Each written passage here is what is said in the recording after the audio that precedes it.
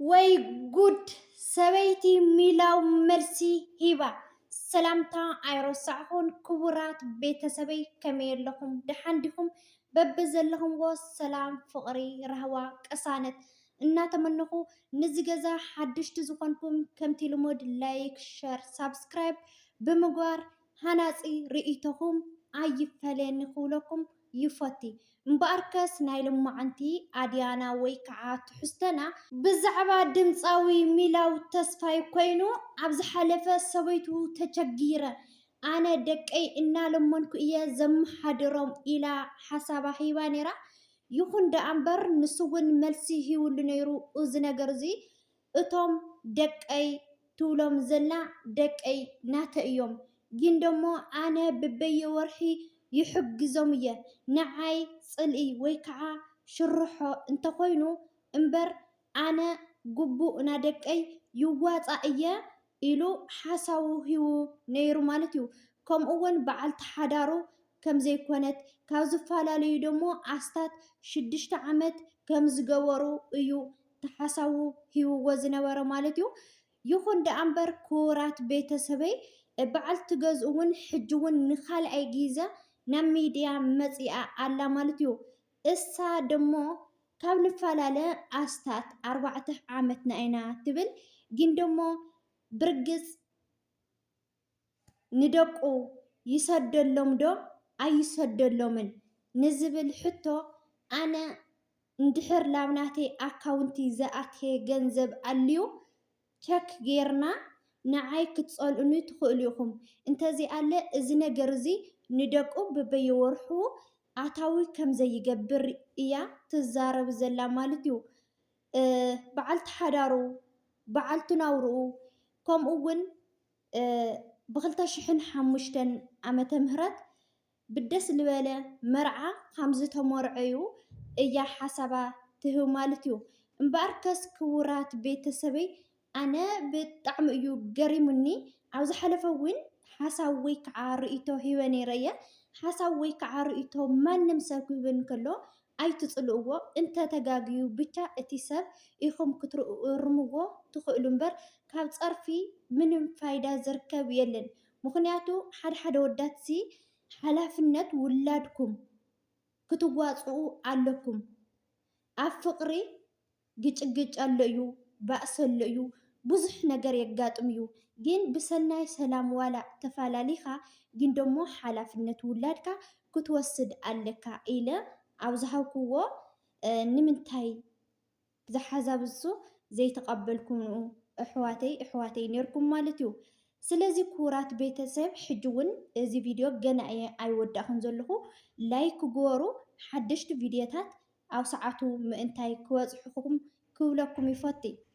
በኣርካስ ክቡራት ቤተሰበይ እዚ ሓፍትና ንምንታይ እያ ብሕጊ ክትጥይቆ ዘይትኽእል ዝብል መብዛሕትኹም ሕቶ ተቕርቡ ነይርኩም ማለት እዩ። ይኹን ደኣ እምበር እዚ ሓፍትና ናብ ጉዳይ ደቂ ኣንስትዮ ከይዳ ሓሳባ ከም ዝሃበተን ግን ደሞ ኣብቲ ዘለዎ ቦታ ብቻ ሓብርና እምበር ክንሕግዘኪ ንኽእል ኢና ኢለንኣ ነይረን እየን። ግን ኣይተግበርክዎን ክትብል ሓሳባ እናሃበት ትርከብ ማለት እዩ። ሕፅር ብዝበለ ክቡራት ቤተሰበይ ላብዚ ቪድዮ ከብለኩም እየ። ሰናይ ምክትታል ይኹነልኩም።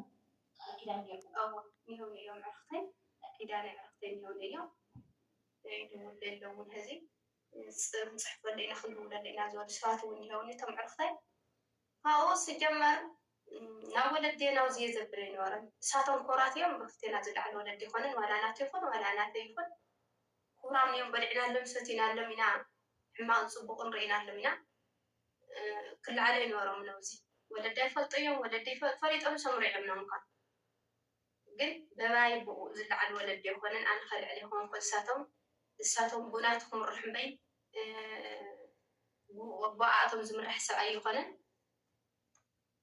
ተጠወርቲ እዮም ናተይ ተጠወርቲ እዮም ናተ ተጠወርቲ እዮም ዓበይቲ እዮም። ግን በዓልቲ ሓዳር ምዃኑ መመራጋገፂ ክንፀልኩም እየ። ናይ ውዕሊ ሓዳር ቤት ፍርዲ ድዩስ ወይስ ብሽማግለ እዩ ነይሩ? ውዕሊ ሓዳር ብደንብ እዩ ቤት ፍርዲ ቤት ፍርዲ ውዕሊ ሓዳር ነይሩ። ሰራዕ ማእዝነት 2005 እሺ كالي تايد مسيلكي ددقي مولو يحجزيه إلو لا نستقبل لا تقشي أو زاور حزي أريز أمبر لا نستقبل لا تقشي أو نقدر بانك خيرهم أرجع بزوجي أجي أخمتي ماشي السوال أنا زي ترى حس بريت بالي فتاو إذا سدد اللي كعني بعرف نتي زيوركم تتنقل ورقة مصلي أنصلنا ملاحونا أنصلنا ورقة كون أيتصلني أنا أكونتي أكتيف زي كنا جالس نرى أكتيف أكونتي نحن حسبوريو سيدي أول حين كنت زي السد لازم زي كاستايز حاول هذا بارك خيرنا أنا لوناتكي ولا سيد ورنا ناتو لا أهنو عارفو ديو حاجة ديو كيدنا كندي أتيك بكاسي نامناتكس كمولا تلأخذ نعمة تكون نعوارح يكون موسى يكالو سلازي أنا قلت أني أيه لا بارك ناتي لكل عيفتي كتلا بتشوفي كيف تنام ስለዚ ክቡራት ቤተሰበይ ከምቲ ካብ ቃላ ዝሰማዕኹምዋ እዛ ሓፍትና በዓልቲ ሓዳሩ ከም ዝነበረት ወረቀት ኣለዋ እዩ ጋብቻ ከምኡ እውን እቲ ገንዘብ ኣታዊ ከም ዘይገብረላ እውን ካብ ቃላ ሰሚዕኹምዋ ኢኹም። ስለዚ ክቡራት ቤተሰበይ እዙ ናቱ ሓሳብ ካብ ሓቂ ዝረሓቐ ምዃኑ ንሳ እውን ብድጋሜ መልሲ ሂባ ኣላ ማለት እዩ።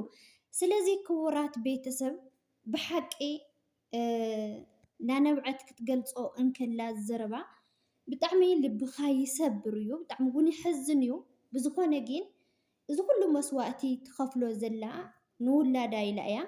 ግን ደሞ ኣወዳት ኣሕዋትና ከምኡ እውን ሚላው ሓውና እውን ኣብዚ ሕጂ ሰዓት ውላድካ ናትካ ኣለካል ፅቡቃት ቆልዑ ወሊድካ እንከለኻ እሞ ከዓ ምስ ካሊእ ክትዘናጋዕ ክትዛነ እናሃለኻ ፅቡቅ ኣይኮነን። ብዝኾነ ግን ኣወዳት ኣሕዋተይ ናይ ውላድኩም ሕጂ እውን ሓላፍነት እንድሕር ዘይትዋፅኡ ኮይንኩም ምውላድ እንታይ ኣምፅኦ ናማነ እያ ሓደ ወዲ ተባዕታይ ሓላፍነት ናይ ውላዱ ክሽከም ኣለዎ።